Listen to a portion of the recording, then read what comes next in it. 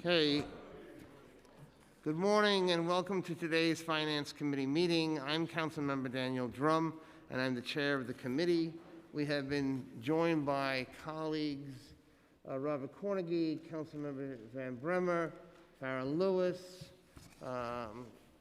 Anthony Samuel, our Majority Leader Lori Cumbo is here, Helen Rosenthal, Vanessa Gibson, Karen Koslowitz, Dharma Diaz, and Grudenchik is here.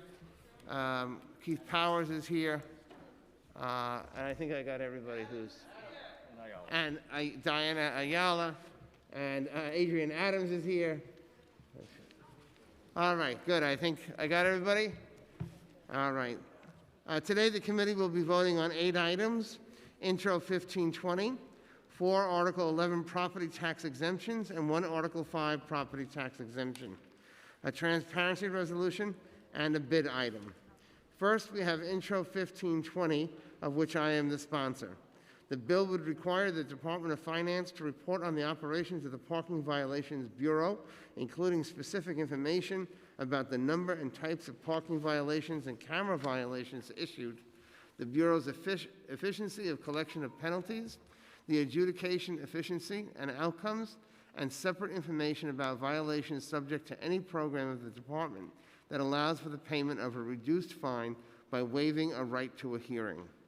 We heard this bill back on April 29, 2019, and the Department of Finance gave testimony in support of the bill which is reflected in the amended version of the bill that we are voting on today. Next, we have the land use items. Hong Ning Senior Housing in Councilmember Chin's district is the site of a 156-unit affordable housing preservation project. Today's action would provide a partial 40-year Article 11 property tax exemption.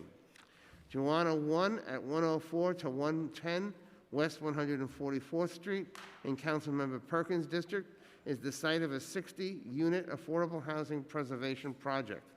Today's action would provide a partial 40-year Article 11 property tax exemption.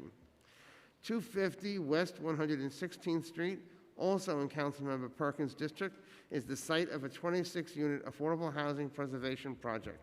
Today's action would provide a partial 32-year Article 11 property tax exemption.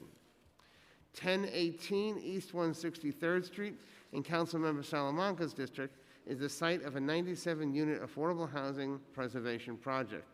Today's action would provide a partial 3-year retroactive Article 5 property tax exemption. Seaview Estates at 201 and 217 Hamilton Avenue and 80 and 90th Streets, Marks Place in Councilmember Rose's district is the site of a 316-unit affordable housing preservation project. Today's action would provide a partial 40-year Article 11 property tax exemption. Each council member is supportive of the proposed exemptions for the projects in their districts. Next, we have the transparency resolution.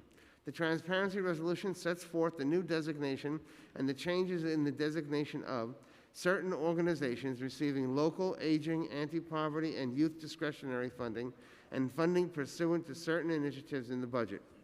As with all transparency resolutions, council members will have to sign a disclosure form indicating whether or not a conflict exists with any of the groups on the attached list. If any council member has a potential conflict of interest with any of the organizations listed, he or she has the opportunity to disclose the conflict at the time of their vote. As a reminder, please disclose any conflicts you may have with proposed subcontractors used by organizations sponsored by discretionary funding. These disclosures must be made before the subcontractor can be approved. Disclosure forms must be completed and submitted prior to the vote on the transparency resolution and may be emailed to Charles Davis. Finally, we have the bid item.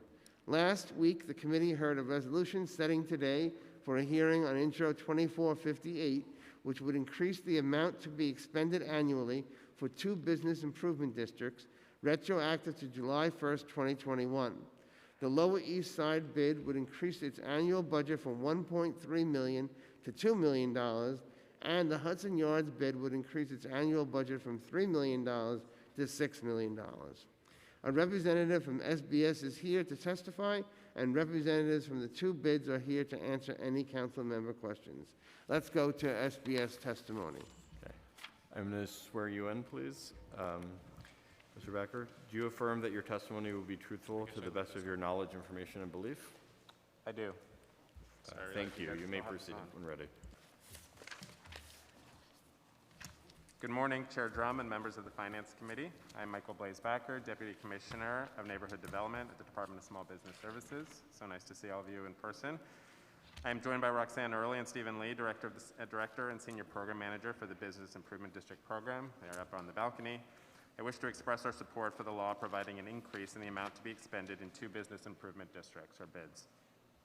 At SBS, we are working hard to open doors for New Yorkers across the 5 boroughs, focusing on creating stronger businesses, connecting New Yorkers to good jobs, and fostering thriving neighborhoods.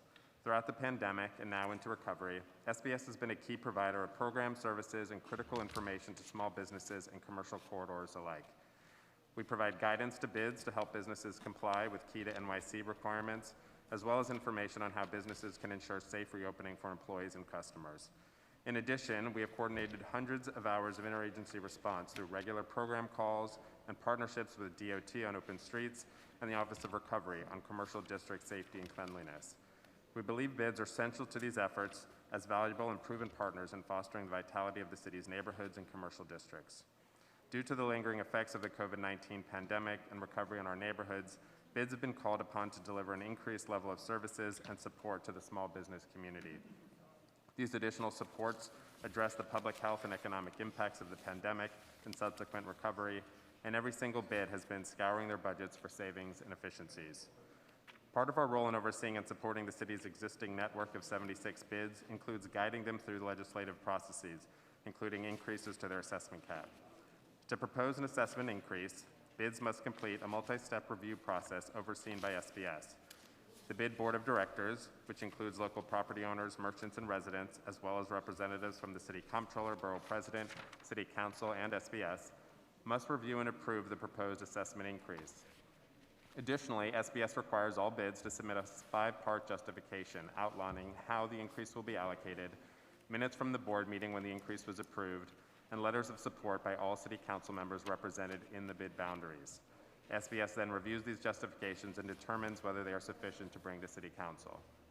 As required by law, each of the 2 bids published a notice of this public hearing at least once in a local newspaper having general circulation in the districts, specifying the time and place of today's hearing and stating the proposed amount to be expended annually. Each bid is also certified that they have mailed a letter to property owners informing them about the proposed assessment increase and the time and place of this public hearing. It is a priority of SBS that assessment increase proposals focus on enhancing programs and services provided to the district. The 2 bids proposing assessment increases are doing so to address vital needs and changing conditions on the ground. For example, the Lower East Side will provide community programming and public art installations to open streets and public plazas, restore its marketing budget trimmed in recent years to deliver sanitation and public space maintenance services, and hire a full-time operations manager to oversee and maintain its public assets. For Hudson Yards, the increase will provide sanitation, security, marketing, holiday lighting, streetscape enhancements, and beautification to a service area doubling in size as construction projects are completed. The bid will also implement capital projects proposed in its recently completed streetscape plan and deliver programs and maintenance to Bella Abzug Park. The proposed increases will begin in FY23 and vary according to budget size, district size, and proposed changes in programs and services. The proposed increases are for the Lower East Side from $1,300,000 to $2 million, and Hudson Yards from $3 million to $6 million. The city's 76 bids invest over $170 million into neighborhood economies in the form of supplemental services and programs that serve more than 93,000 businesses across the city. Bids have been valuable and proven partners in ongoing initiatives of neighborhood revitalization and economic development across the 5 boroughs, making New York City neighborhoods cleaner, safer, and more vibrant. Bids are also advocating for small businesses in their districts, helping them to navigate government, facilitating networking among fellow business owners, providing business retention support, and attracting shoppers to the area. Currently, bids have been critical partners in executing the city's pandemic response and reopening. They have been advocates for small businesses, boosting marketing efforts and pushing new programs for those businesses that are open, and remained an important liaison between government and their commercial corridors, distributing accurate, up-to-date information, and provided direct technical assistance, helping businesses apply for grants and loans during the height of the pandemic and distribute information about reopening safely. In partnership with city government, bids help spur job creation, improve the quality of life for New Yorkers and visitors, enhance the city's tax base, and strengthen local economies.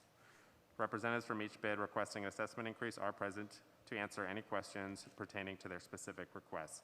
However, I'm happy to answer any questions you may have. Thank you. Thank you very much. Are there any questions?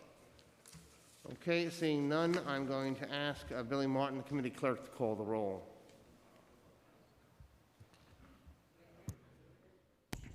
Thank you. Good morning. William Martin, Committee Clerk. Roll call vote, Committee on Finance.